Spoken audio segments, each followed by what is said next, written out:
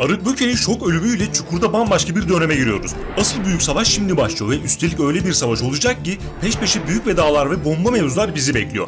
Diziye öyle isimler geliyor ki artık Yamaç ve Koçovalılar için hiçbir şey eskisi gibi olmayacak. Arık Böke'den sonra Erdenetler neler yapacak? Çukur'dan can alacaklar mı? Yamaç bunu duyunca nasıl tepki verecek? Katliamcı Cumali'nin bitmek bilmeyen hamlelerinden yenisi ne olacak? Cumali amca tam olarak ne zaman gözükecek? Ve Cumali amca ile ilgili herkesin çok şaşıracağı senaryo ne olacak? Akın ve Efsun'un müthiş senaryoları, Afganların ortalığı karıştırması ve diğer tüm gelişmelerle beraber bomba mevzuları şimdi hemen sizlerle paylaşacağız. Hiç oyalanmadan videoya geçelim.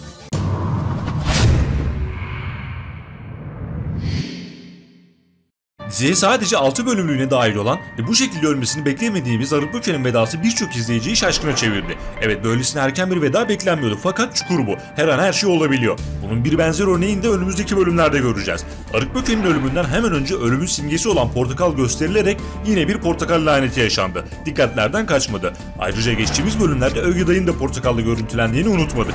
Ve onun da veda sahnesi gerçekleşecek. Katliamcı Cumali Arık'ı öldürerek hem Erdenetler açısından hem de Çukur ve Koçovalılar açısından işin rengini tamamen değiştirdi. Bu dakikadan sonra çok acımasız bir Cengiz Erdenet izleyeceğiz. Aynı zamanda Arık'a bir şey olursa Yamacı bundan sorumlu tutacağını söylemişti. İlk olarak Arık Böke'nin ölüm haberiyle hem Yamacın hem de Cengiz Erdenet'in şok olacağı bir sahne izleyeceğiz. Sonrasında ipler kopacak. İş yine Yamaca patlayacak. Selen çılgına dönecek ve asıl önemlisi Çağatay Erdenet sağları geri dönecek. Zaten Necdet İşler'in Saygı dizisinin çekimleri geçtiğimiz günlerde sona erdi.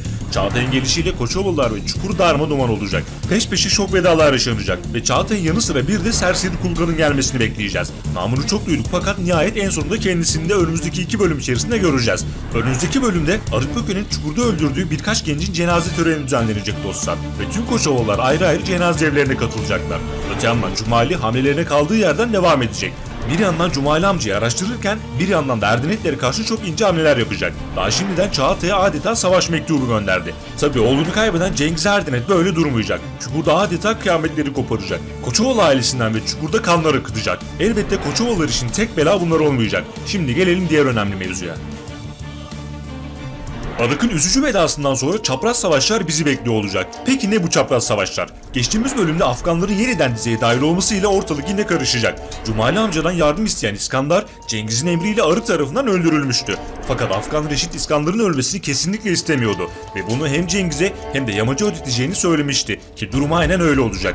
Yani ortada Koçovalılar Erdenetler, Koçovalılar Afganlar ve Erdenetler Afganlar savaşı olacak. Tabi bir de bağımsız bir şekilde hareket eden Cumali amca var. Elbette tarafını Çukur'dan ve Yamaç'tan yana seçecek. Cumali amca önümüzdeki bölüm değil, bir sonraki bölümde yani Çukur'un 100. bölümünde tamamen gözükecek ve icraatlarına hız verecek. Cumali amca ile ilgili küçük Cumali ufak bir spoiler vererek İnce Cumali, o da benim gibi delikanlı adam diyerek karakter olarak benzediklerinin altını çizdi. Erdenetler Yamacı, Çukur'u ve Koçovalıları darmaduman edecekken sahneye çıkacak olan Cumali amca aslında gerçek bir karakterin yansıması olacak. İnce Cumali spoilerının verilme amacı buydu. Gerçeklerden alıntı yapılacak olan yeni senaryo ile beraber reytinglerin tavan yapması beklenecek.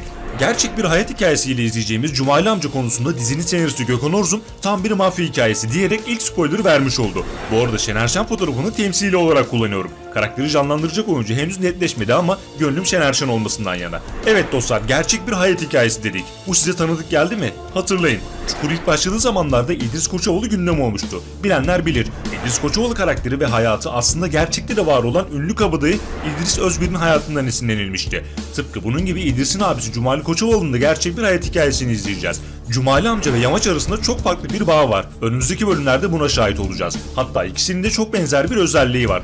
İkisi de şu anda Çukur'da değiller. Yamaç Erdenetlerin içine girmişti, Cumali amca ise farklı bir bölgede krallığını ilan etmiş. Ancak her ne kadar ikisi de Çukur'dan uzak olsalar da bir yandan Çukur'u korumaya çalışıyorlar, bir yandan da Erdenetlere karşı savaşıyorlar. Cengiz Erdenet de bunun farkında olduğu için Büyük Cumali'nin önünü kesmek adına Yamaç'ı yanında tutmaya devam ediyor. Peki gerçek bir mafya hikayesiyle izleyeceğimiz, dizide tüm dengeleri değiştirecek olan Cumali amca nasıl biri ve neler yapacak?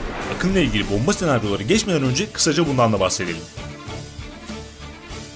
Cumali amca sahip olduğu her şeyi cesareti, bileği ve silahıyla kazandı. Yeraltı dünyasının kurallarını iyi bilen ve hakim olduğu bölgeyi kendi kurallarına göre yöneten tam bir racon adamı.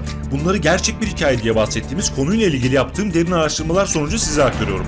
Evet dostlar, Cumali amca aynı zamanda bazı büyük işletmelerin güvenliğini de sağlıyor. Hatta neredeyse İstanbul'un yarısının güvenliğini sağlama konusunda sayısız adamları var.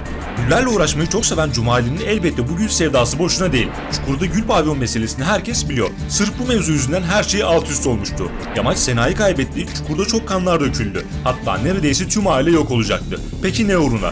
İdris'in zamanında yaptığı yanlış hamleler ve Melia takıntısı yüzünden. Önümüzdeki bölümlerde işin ucunun buralara kadar dayandığını izleyeceğiz. Çok ilginç flashback sahneler olacak.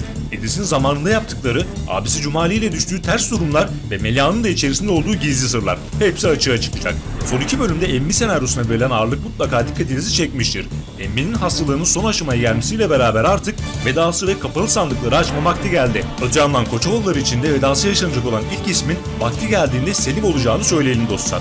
Öner Erkan'ın Çukur dizisinden ayrılacağı yönünde çok kuvvetli duyumlar var. Şimdi gelelim Akın Koçovalı, Efsun ve Karaca senaryolarına.